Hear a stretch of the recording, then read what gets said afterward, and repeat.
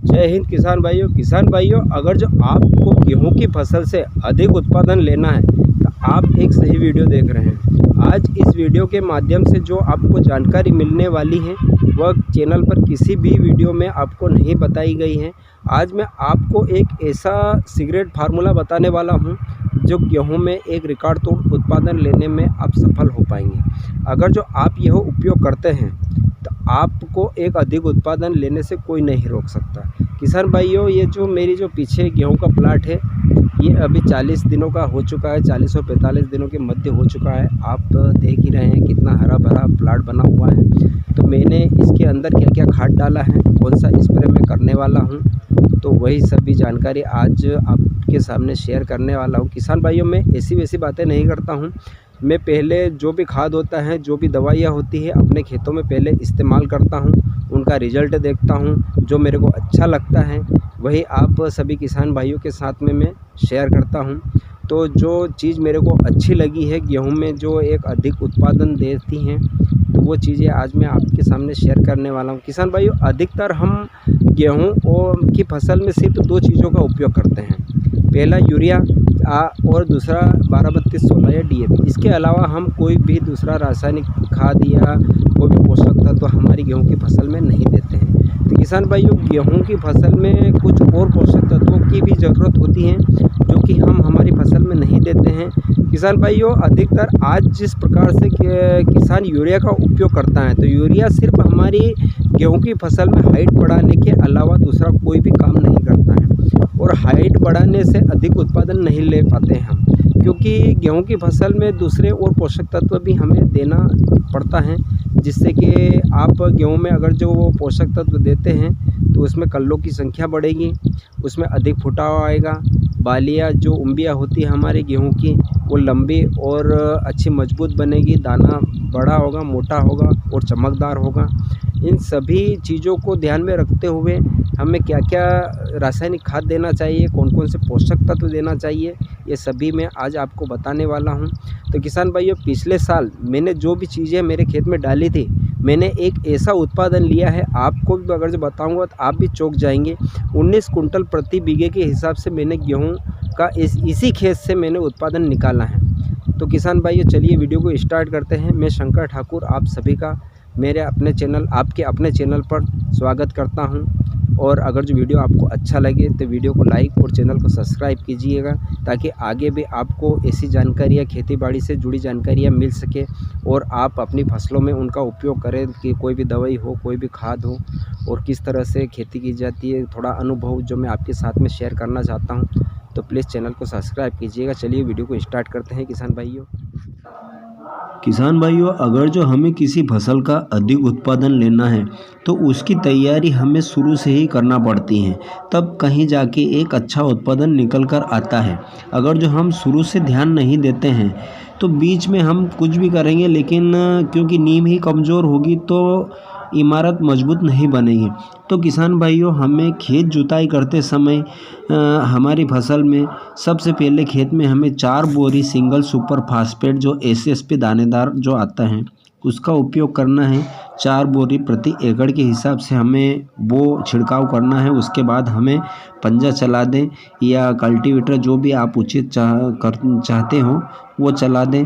तो पंजा या कल्टीवेटर चला के उसको फिर मिट्टी में मिला देना चाहिए। उसके बाद में किसान भाइयों, हमें बुआई करते समय हमें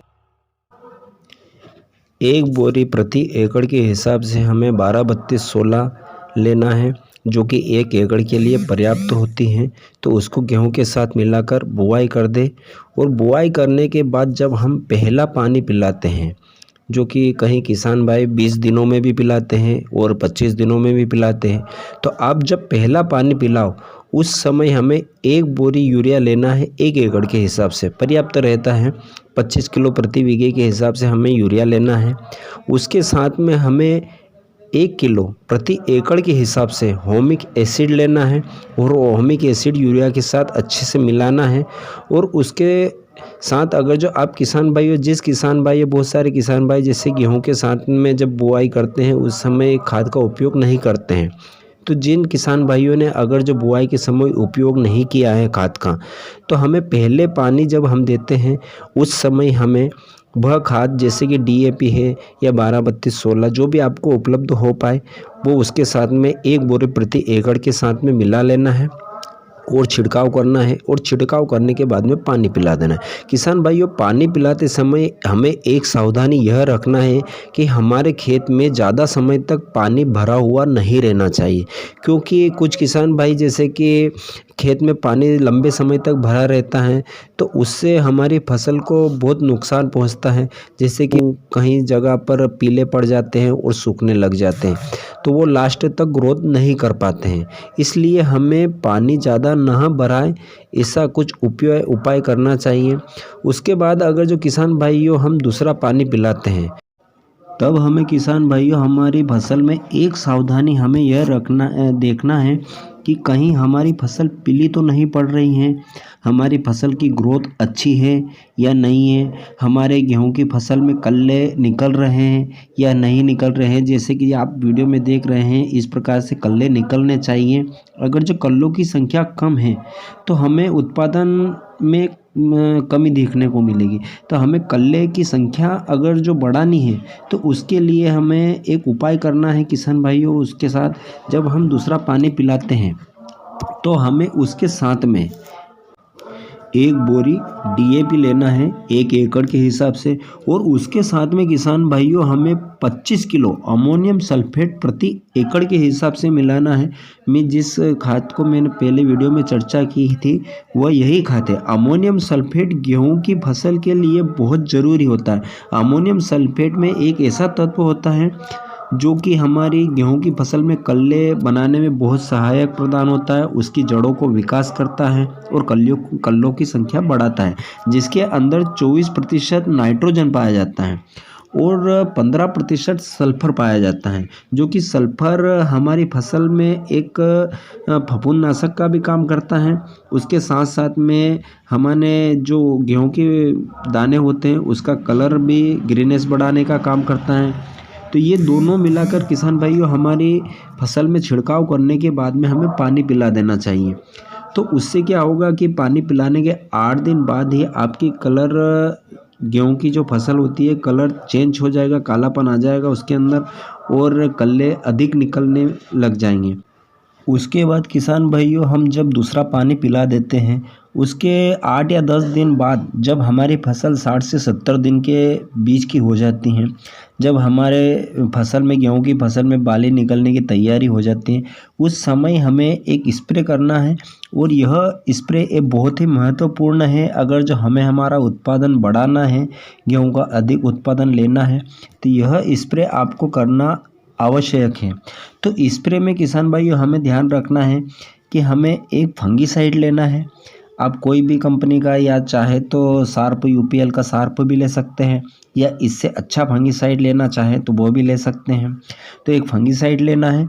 उसके बाद में हमें एक NPK जो खाद आता है 05234 वो लेना है 1 किलो प्रति एकड़ के हिसाब से।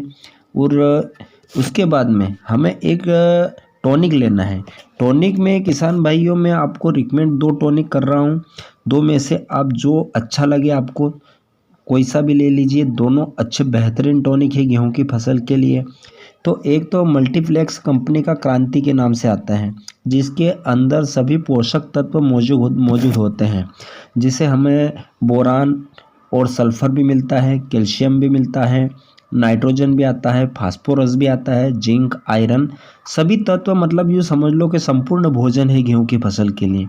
तो वह हमें लेना है जो 400 ml प्रति एकड़ के हिसाब से लगता है, तो वो लेना है। और अगर जो आपको वो नहीं मिलता है तो इसके अलावा एक और टॉनिक है जिसका नाम है नाइट्रोजन। नाइट्रोजन के अंदर भी सभी प्रकार के पोषक तत्व मौजूद हैं। आप चाहें तो वह भी टॉनिक ले सकते हैं। दोनों बहुत ही बेस्ट टॉनिक है गेहूं की फसल के लिए। आप हमें ये टॉनिक लेना है। उसके बाद में तीनों का एक स्प्रे करना है। स्प्रे करने के 8 दिन बाद आप खुद चौंक जाएंगे कि हमारी फसल में इतना परिवर्तन देखने को मिलेगा कि बालियाँ जो निकलेगी, बालियाँ इतनी लंबी निकलेगी। अधिकतर हम हमारी गेहूं की फसल में अक्सर देखते हैं कि जब गेहूं की बालियाँ निकलती हैं तो जो ऊपर का सिरा रहता है उसमें करीब करीब दाने नहीं आते हैं या वह यूं ही रह जाते हैं, और अगर जो दाने आते भी हैं तो बिल्कुल छोटे दाने रह जाते हैं जो किसी काम के नहीं होते, जो मशीन में निकलते हैं तो यूं ही हवा में उड़ जाते हैं। तो वह दाने बढ़ाने का काम करेगा, और यूँ समझ लो कि करीब करीब सही प्रकार के एक जैसे दाने आएंगे, और बालियाँ जो आएगी वो बहुत लंबी आएगी, और अच्छा मजबूत दाना भी बनेगा।